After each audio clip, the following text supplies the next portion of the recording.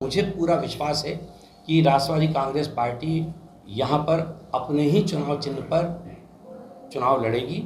गठबंधन की जहाँ तक आपने बात की तो निश्चित रूप से राष्ट्रवादी कांग्रेस पार्टी राष्ट्रीय स्तर पर गठबंधन के साथ है।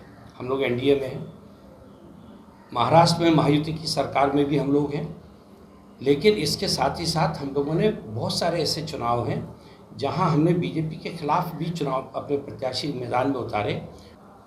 हम लोगों ने नागालैंड में उम्मीदवार उतारे थे, 7 हमारे वहाँ पर विधायक हैं जो भारतीय जनता पार्टी के उम्मीदवारों को चुनाव हरा के ही जीते हैं, विधायक बने हैं। लगातार चुनाव लड़ता रहा है और 2008 से लगातार हम लोग यहाँ पे चुनाव लड़े हैं। तो हमारा सिंबल भी और हमारी पार्टी की पहचान यहाँ पे यथावत है।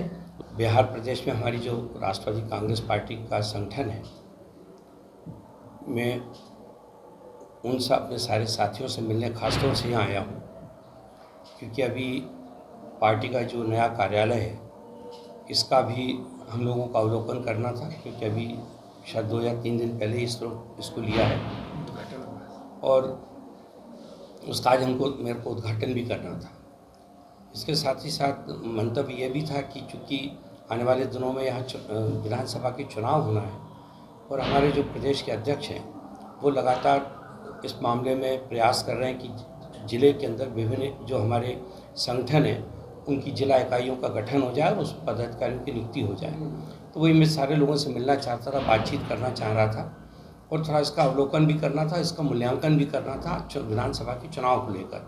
ख़ासतौर से मेरी ये जो यात्रा है ये इसी बात को ध्यान में रखें, क्योंकि हमारे नेता आदरणीय अजित दादा पवार और आदरणीय प्रफुल्ल पटेल साहब ने विशेष रूप से इस बात को गंभीरता से लिया है कि बिहार में आने वाले चुनाव में राष्ट्रवादी कांग्रेस पार्टी किस प्रकार से अपनी उपस्थिति को दर्ज करा सकती है और किस प्रकार से यहाँ हम अपनी पार्टी के संगठन को मजबूत कर सकते हैं, इसकी जानकारी वो चाहते थे। इसलिए व्यक्तिगत रूप से मैं खुद उनके निर्देश पे यहाँ आया हूँ, जिससे मैं सारे लोगों से मिलूँ, बातचीत करूँ और बातचीत करने के उपरांत उनको अपनी रिपोर्ट से अवगत करा सकूँ।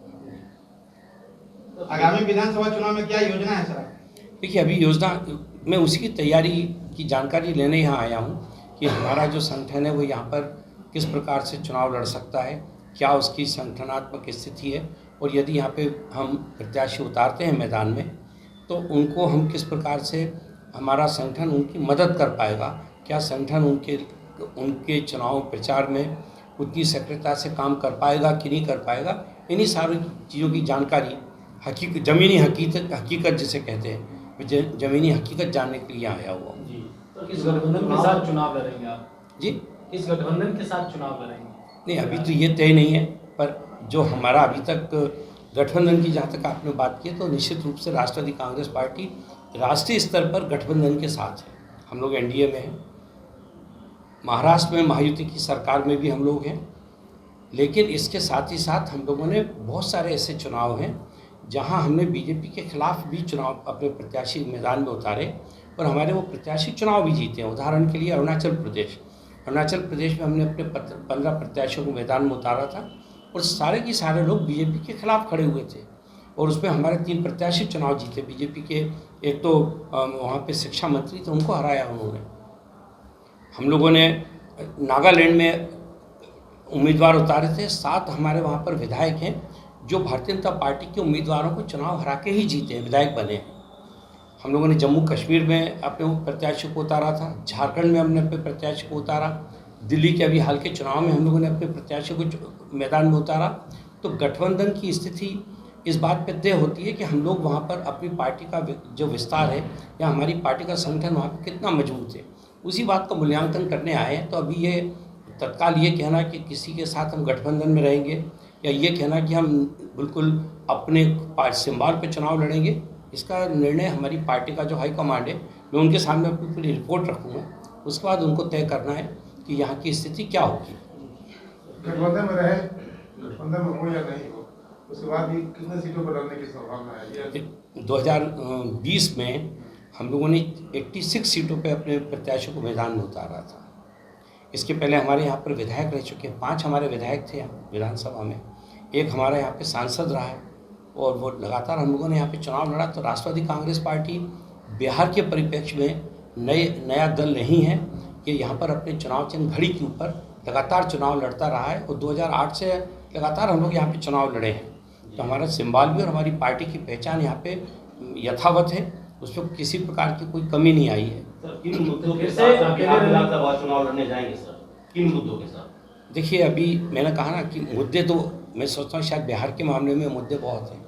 सबसे जो अहम मुद्दा है वो ये है कि पिछले 40 सालों से यहाँ पर लगातार जो लोग सत्ता में रहे हैं, उन्होंने बिहार को जो सबसे एक समृद्ध प्रदेश हुआ करता था, जहाँ पर सबसे ज़्यादा औद्योगिकरण था, जो सबसे ज़्यादा लोगों को रोज़गार देता था, उस प्रदेश को उन्होंने इस हालात में ला के छोड़ दिया है कि यहाँ के लोग दूसरे राज्यों में अपने रोज़गार के लिए जाते हैं।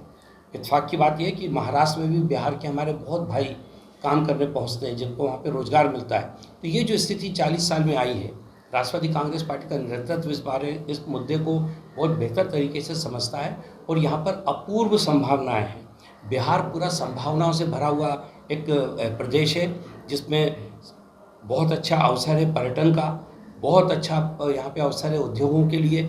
यहाँ का परिश्रमी व्यक्ति जब दूसरे राज्यों के उद्योगों को चला सकता है, तो यदि आज उसको यहाँ का मौका दिया जाए तो वो अपनी खुद की ज़मीन पे इस प्रकार से उद्योगों को मजबूत बना सकता है। मैं सोचता हूँ शायद और कोई दूसरा आदमी इस काम को नहीं कर सकता। इन सारे मुद्दों को हम लोग ध्यान में रख के इन्हीं मुद्दों को फोकस करेंगे आने वाले चुनाव में। आप कह रहे हैं फोकस करेंगे, लेकिन जिस गठबंधन के साथ आप सरकार में महाराष्ट्र में, वो सरकार कह रही है मराठा बोलने नहीं आ रहा तो वो लोग को रहने का अधिकार नहीं है। ना, हमारी पार्टी ने नहीं बोला, बिल्कुल गलत बात है ये वहाँ मनसे पर से मनसे 2-3 दिनों से खबरें आ रही नहीं, हैं वहाँ- कि मनसे के कार्यकर्ता जाते हैं और किसी भी व्यक्ति को जो उसको मराठी नहीं आती है उसके साथ मारपीट करने लगते हैं। मैंने आपसे यही कहा, आपने कहा सरकार, तो मैंने ये कहा कि हमारी सरकार या हमारे गठबंधन के तीनों दल, उन्होंने कभी भी इस बात को नहीं कहा है। ये कहने वाले एक अलग राजनेता हैं मनसे के, वो इस प्रकार की बातें करते रहते हैं, लेकिन सरकार उनके खिलाफ कठोर कार्रवाई भी करती है।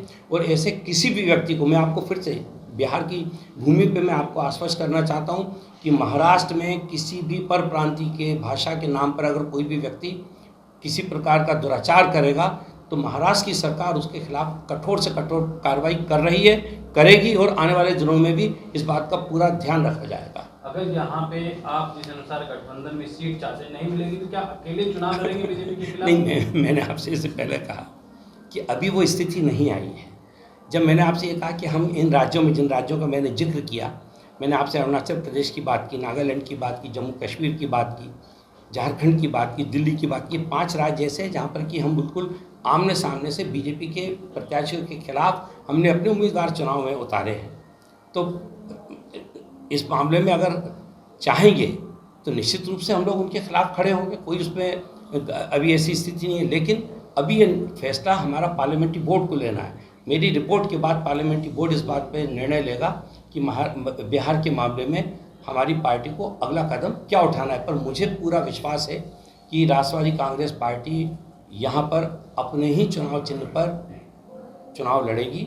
हमारा यहाँ पे संभवतः किसी के साथ कोई गठबंधन नहीं होगा। असली जो पार्टी है, सुप्रीम कोर्ट ने भी आदेश किया है, इलेक्शन कमीशन ऑफ इंडिया ने भी आदेश किया है कि असली जो पार्टी है वो पार्टी है जिसके नेता आदरणीय अजीत दादा पवार, प्रफुल्ल पटेल हैं, और मैं उसी पार्टी के महामंत्री के रूप में यहाँ हूँ। हमारा चुनाव चिन्ह घड़ी है और हमारे पार्टी में किसी प्रकार का कोई विभाजन नहीं हुआ। कुछ लोग जो हमारी पार्टी, जो हमारी नीतियों से असहमत थे, कुछ चुनिंदा लोग वो पार्टी छोड़ के चले गए, उन्होंने अपनी खुद की एक पार्टी बना ली, वो अपनी पार्टी में काम कर रहे हैं, पर पार्टी में कोई विघटन नहीं हुआ है, विभाजन नहीं हुआ है। मतलब सभी आपके साथ हैं? हाँ, निश्चित रूप से।